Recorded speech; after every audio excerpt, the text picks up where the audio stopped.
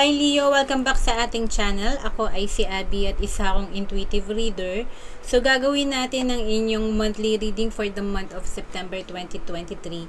Okay, bago ang lahat, nais kong humingi ng paumanhin kung hindi tayo nakagawa ng reading nitong nakaraang 2 buwan, July and August, dahil sa I was on medication until now. So please pray for my health and ni-wrap up ko yung review ko to get certified at something important. So, nakapasa naman tayo doon sa awan ng Diyos. So, yeah. Enough of that, guys.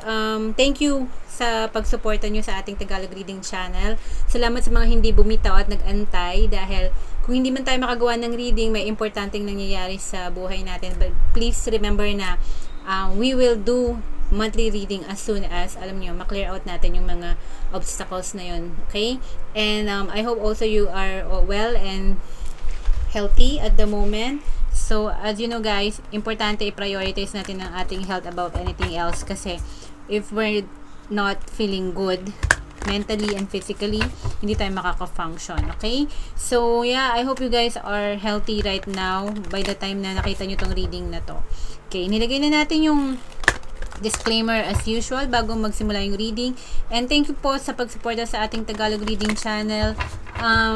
And sa mga hindi bumitaw, maraming salamat po sa mga hindi unsubscribe, sa mga additional subscribers natin, sa mga new viewers po, welcome po sa ating Tagalog Reading channel.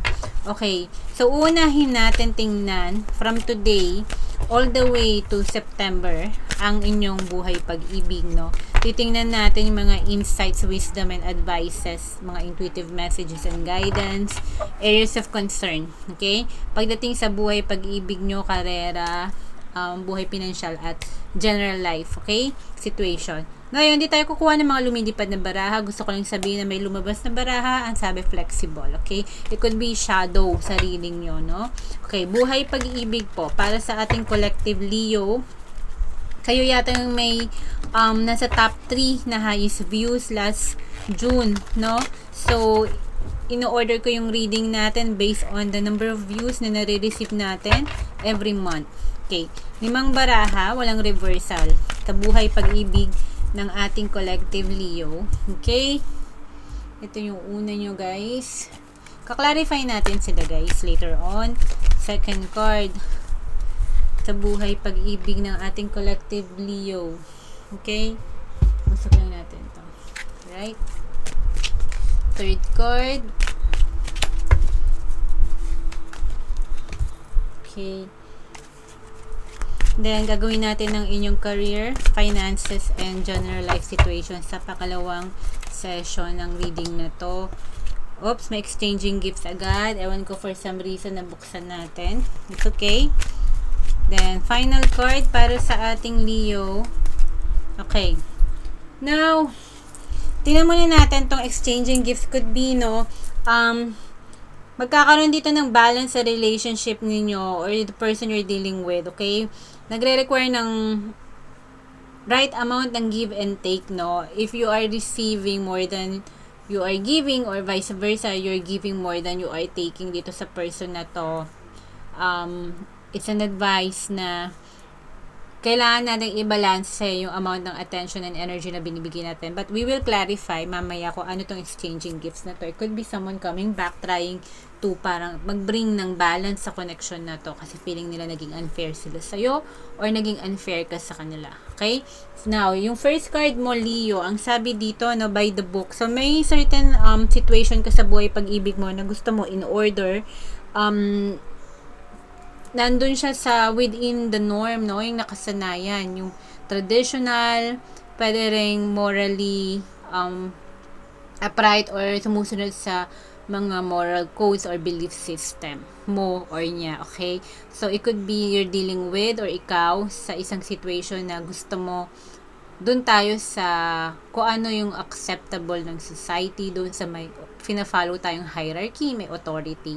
Okay, kung makikita mo dito, nandito yung mother, nandito siguro yung eldest son, nandito yung bunso. So, parang may hierarchy or authority na dapat sundin tayo pagdating sa connection na to. Okay? It could be kung ikaw, nasa relationship ka, or nasa marriage situation ka, gusto mo maayos, no? merong tayong sinusunod na mga rules na tradition na ikaw yung father, you should supposed to bring food on the table. For example, ako ang mother, ako sa bahay, kaya ako mag-aalaga ng mga bata. You know, these things, just an example. Okay? Now, second card, Leo. Sa buhay pag-ibig mo, merong natapos lately na connection, no?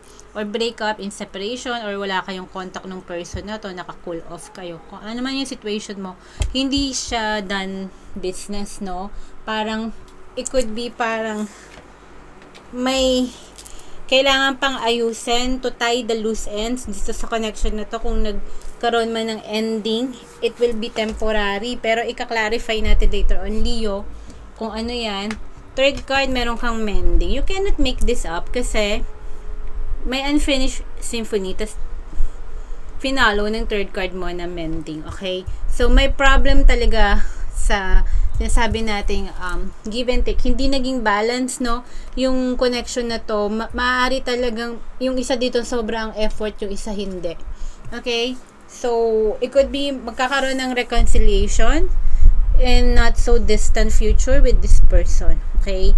And siguro yung order na hinahanap natin, hindi natin na kuha, no? Hindi na ibigay sa atin tong order na to. Pwede ring stability, security, or yung organized na way ng pagtatayo ng isang relasyon. Medyo magulo, no? So, ito yung hinahanap mo na hindi nabigay. So, may unfinished business ka with this person. Final card, Leon, na peace. So, right now, gusto mo lang ng kapayapaan. It could be peace of mind, inner peace din. Since nag-heal ka, hindi ka nag-look for a new relationship at the moment. Hindi ka basta-basta mag-jump into a new connection right now. So, ang focus mo is yung sarili mo ngayon. And feeling ko, nandito ka pa sa stage na stuck ka pa, okay, dito sa, or hang up ka pa dito sa connection mo with this person na nagtapos na. Whatever is, kung single ka pa in a talking stage, marriage ba to, or an ex-boyfriend or ex-lover. So, nandun ka pa sa stage na yun. Wala pa tayo sa stage na parang naka-move on ka na, no? Okay? Na ika-clarify natin isa-isa to, Leo, no? Una muna yung by the book natin. Ano kaya to? Yung by the book na to na naka-apekto sa connection nyo, no? Kung bakit kayo naghiwalay or medyo nagkaroon ng distance or in separation. Okay? Parang baka nga wala kayo ngayon sa talking stage, no? Walang nagte-text, walang nagko-call, walang, as in silent ang peg ng dalawang tao, no? Yung magkabilang side, sa'yo at sa kanya. Okay? Tingnan natin to. Ano tong by the book? Ngayon ang sabi tong by the book observer. Okay, mayroon dito na it could be someone spying on you, okay? It could also be may nag-stalk sa'yo or up-to-date pa rin sila sa ginagawa mo, okay? It could also be, ino-observe mo kung magkakaroon ba ng kapayapaan at kaayusan at one point, at some point, okay? In the not so distant future or in the future, tong connection mo with this person. So, ino-observe mo lang yung tradition, yung process, okay? Or may inaaral ka dito, guys. Okay? It could be also na, pag sinabi mo kasing by the book, no? It could be anything na organized dapat, yung process. Kunwari sabihin nating divorce or annulment, no? Just one example. It's a long wait. So, parang inaantay natin yung resulta nun or yung kahihinatnan nun. It could also be na may inaaral tong si observer na to with regards to legality, okay? Sa mga process, due process, ganon. And, it could also be yung order sa bahay, kung household situation to. Okay? It's about tayo na parang pinapakiramdaman mo muna yung situation. Okay? Ngayon, ano tong unfinished symphony, guys? Sa family, no? Ganon. So, ano to? It's not a done business. It's not a done deal. Kayo ng person na to. Alam yung dalawa yan. So, kunin na natin to. Lumabas eh. Kasi yun naman din. Paghati ko, lumabas to. So, basically, ito yung gusto ipakuha sa atin. Okay, hindi naman to lumipad. Kasi paghati natin, lumabas siya. So, soulmates, baka ito nga din makuha natin. So, yun nga. may strong soul connection ka dito. So, it's not a done deal kasi emotionally connected ka pa rin with this person at ganun din siya sa'yo, okay? Gender doesn't matter here, okay? Kung sasabihin ko sa inyo kung may feelings yung taong to, yes. May feelings ka pa rin sa kanya, of course, yes. Kasi nag-appear ang soulmate dito. So, hindi pa sila tapos. They could also be studying the situation. Ikaw rin, ganun din.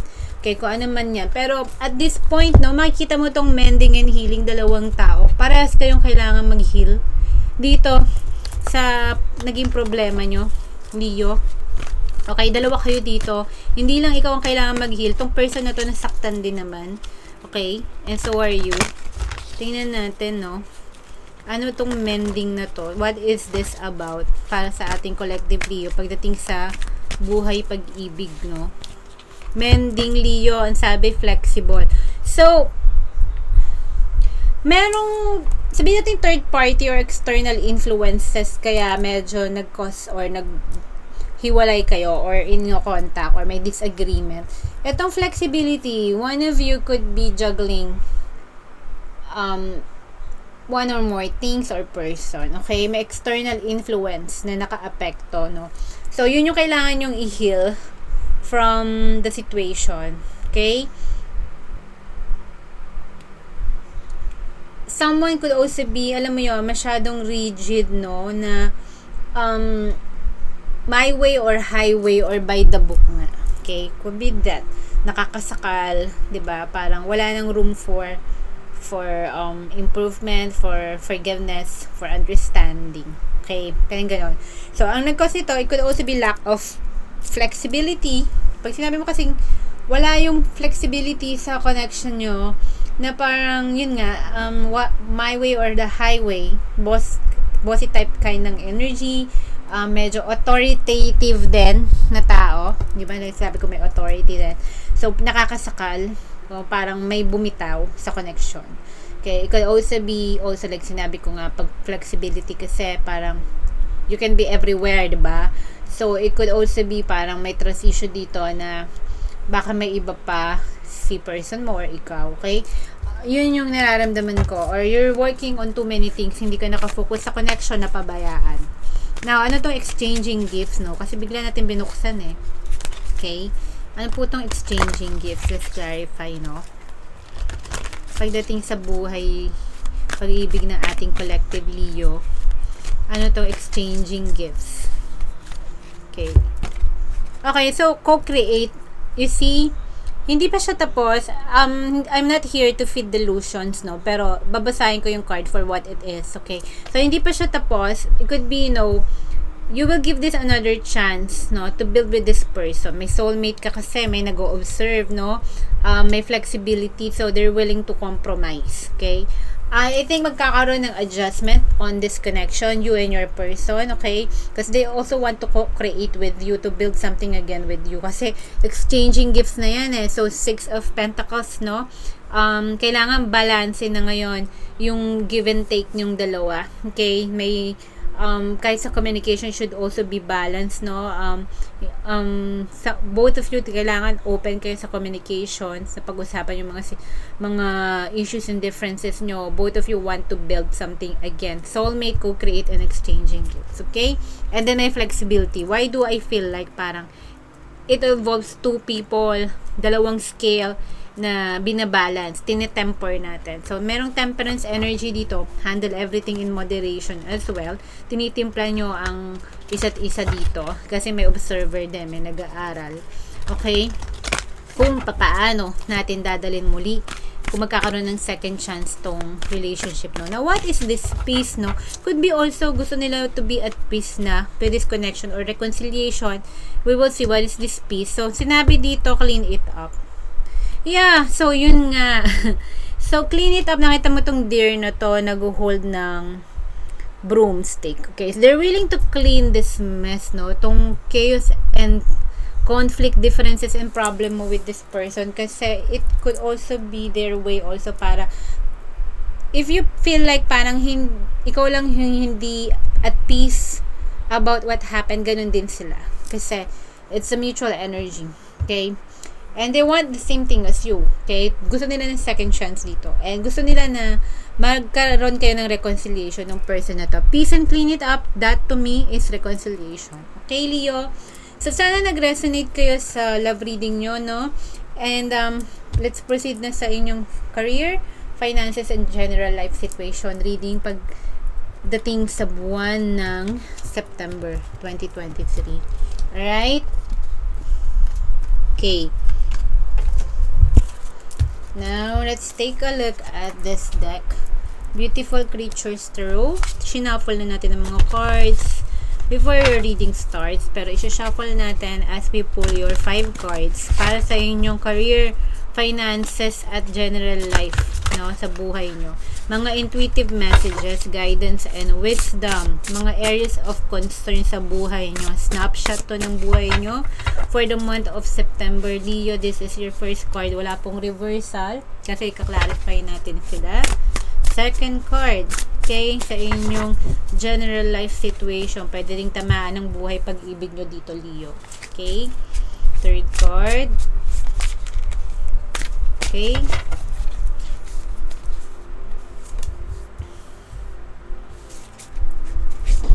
Fourth card, Leo, sa inyong ganap sa buhay sa buwan ng September.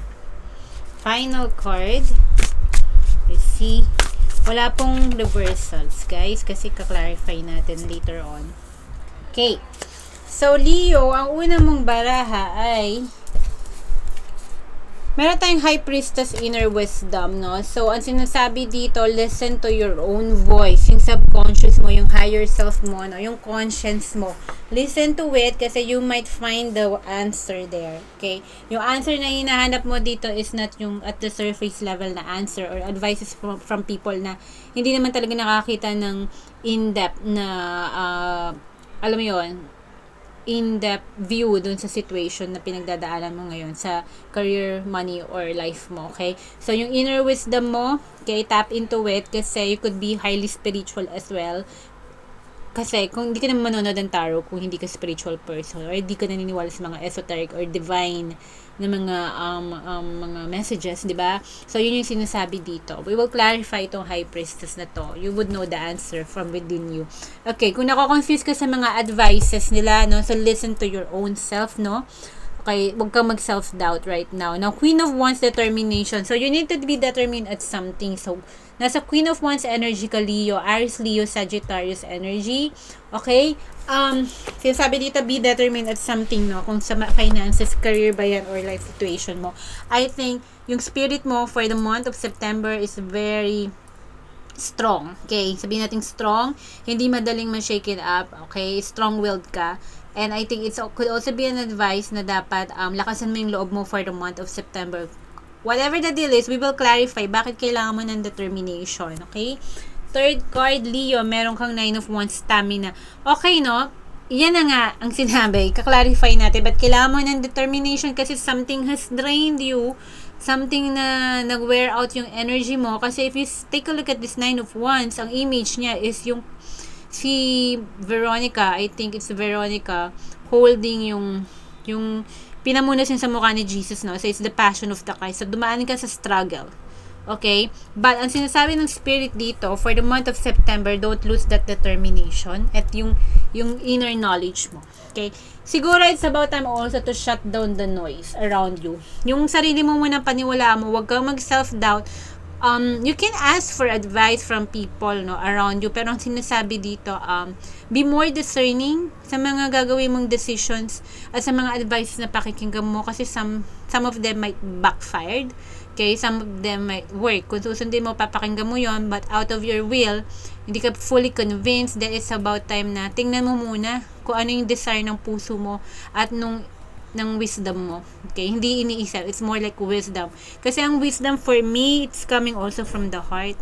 Kung ano yung iniisip mo, it should come from your heart. Okay? Yung comfortable ka. Okay? Don't do something na hindi ka comfortable. Okay? Or yung sabi ng intuition or hunch mo na, I don't think I'm comfortable na gawin tong decision na to na ina-advise sa akin ng tao. So, be more discerning. Okay? Now, fourth card, Leo, meron tayong transformation, transition. This is that in tarot card. But this is a major arcana as well. You have High Priestess and Transformation. So, you are going into a transition right now. Nararamdaman ko may struggle ka kasi meron kang 9 of Wands. So, may dadaanan ka ngayon, pero magbabago yun eventually. Maybe nangyayari na yung transition na yun. Slowly, you will find a way to change the things na nakapag-drain ng energy mo or nawalan ka ng interest. Okay? Kasi baka may transition dito, binakapan ka ni Queen of Wands ng determination. So, huwag mong iwawala to. Kasi kailangan mo siya para mabago yung mga ganap sa buhay mo na gusto mong baguhin. Yung determination is important for you this month of September. And yung inner wisdom. Okay? Now, yung final card dito, Leo, meron kang 5 of Wands rivalry. Okay, so meron kang 9 and 5. That makes sense. Kaya meron ka dito inner wisdom, determination, and you're going to a change. Okay? 5 is difficulty. 9 is culmination na almost ng struggle mo. Okay? So, rivalry, you are in competition right now with, it could be with yourself, with the people around you pagdating sa career. It could be stress, no? Pagdating naman sa finances, you could also be holding on to your resources, or parang you feel like parang nade-deplete na yung resources mo because some people actually try to alam mo yon, they try to parang kunin, no, ubusin whatever is your strength o yung resources mo. So you have to manage that as well. Okay, be wise, okay, when it comes to the stamina yung nakaka-drain sa'yo, meaning there are people in your life, career, or finances na dinidrain ka. It could also be nadidrain yung resources mo, and these people are not helping you. Okay, so kailangan do the right thing here. Make room for changes, okay? Now, we will clarify, no? Interesting reading, Leo. Maganda yung mga advices for you. Okay, tingnan muna natin itong inner wisdom, no? Si High Priestess. Okay, inner wisdom mo raw. You need to tap into that, no? Kasi ang High Priestess napakatalino. Yung kutob, yung intuition, most of the time it's correct. Lalo na kung spiritual person ka at ramdam mo naman na yung intuition mo parang most of the time nagbo-work. Yung parang may vibe ka about certain situation or people, then eventually nalalaman mo na it turned out to be true. That's intuition. So, yun yung sinasabi sa'yo. It could be your compass or your guide sa mga decisions or nagagawin mo. Okay? Na ano to, ang sinasabi dito, judgment and opportunity. See, may High Priestess ka and you need to have a better judgment. You cannot make this up. Judgment, reviewing past actions. Okay? Ng mga people around you. Okay? You have to be cautious, and also it could be about signing papers, contracts when it comes to career, trusting people, trusting ventures. Okay? There will be opportunities, but you need to have a better judgment and better wisdom. Okay? Yun ang gamitin mo. Okay? Huwag masyadong magtiwala at the surface level. Now, ano tong Queen of Wands, determination, no? Oops. Hindi natin kukunin. Madulas ang card. Sorry, guys. Okay, now, what is this Queen of Wands, determination? Tingnan natin, no? You need to be determined. May Two of Swords, may confusion. See, you cannot make this up. Okay. Guys, warning to and guidance, no? So, meron kang judgment. There will be opportunities, but you need to trust your inner knowledge siya and intuition, and yung guides mo, find trustworthy allies, no, to consult. Okay, there will be opportunities and there will be confusion. Okay, so make sure na clear when you make that decision, no, determine ka once nagkaroon, make sure you have that clarity first. Okay, yung Ace of Swords, nagkakaroon ka ng confusion. It could be some people also try to parang bilugin yung ulo mo or paasahin ka, or alam mo yun, they say things and they do the other things. Okay, so malilito ka. Okay, could be giving you mixed signals.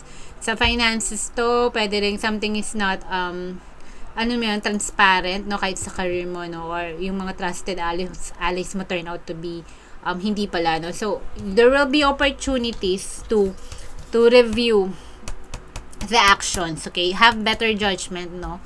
Have better judgment and be determined, no, to clear out tong confusion na to. Kailangan may clarity ka.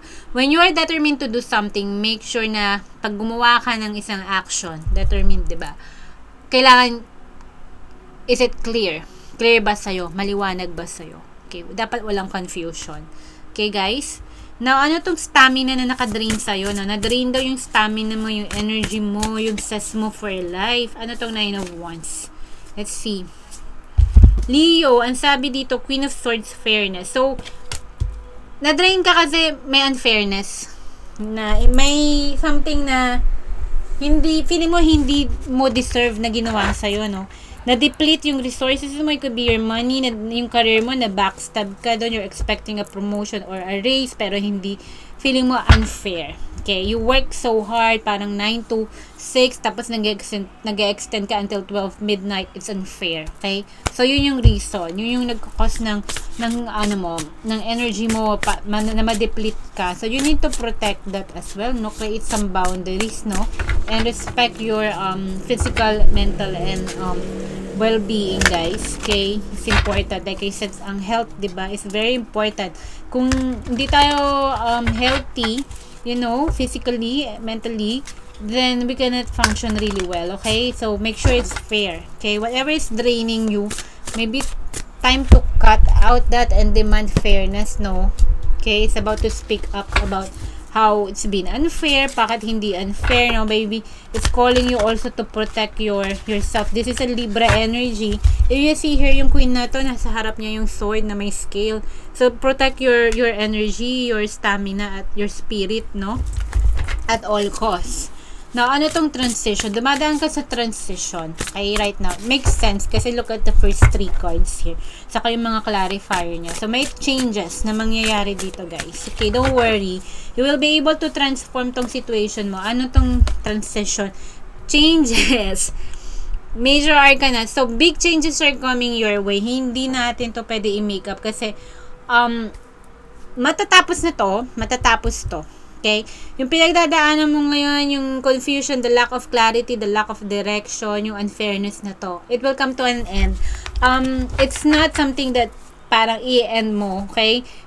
Hindi rin to cause ng ibang tao. It's just, it will happen. The situation or the, nakatguhit na sa tadhana na mangyayari to. Yung changes na to, in a good way, okay? Transition and changes, no?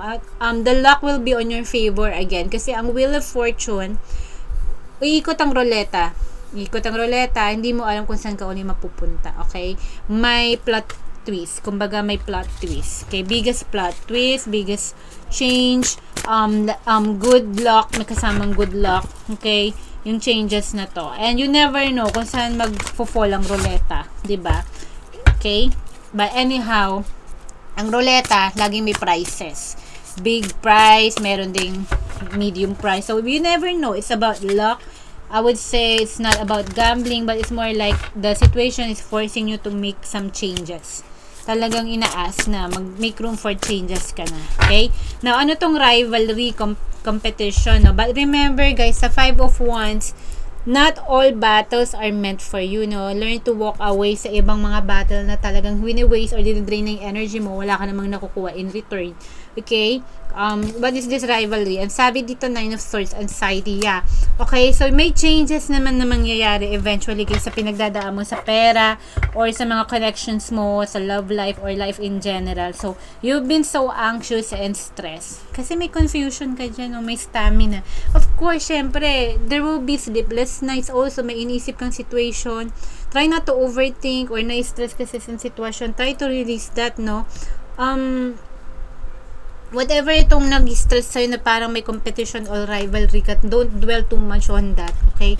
But the promise here for September is that yung determination, don't lose it kasi you will need that kasi you're going through some changes. Kasi ito nga, yung stamina mo, saka yung anxiety mo, medyo yung nadidrain na, no? Yung energy mo, tas lalo pa yung mental capability mo to think, may confusion ka, naka-clouded, na anxious ka.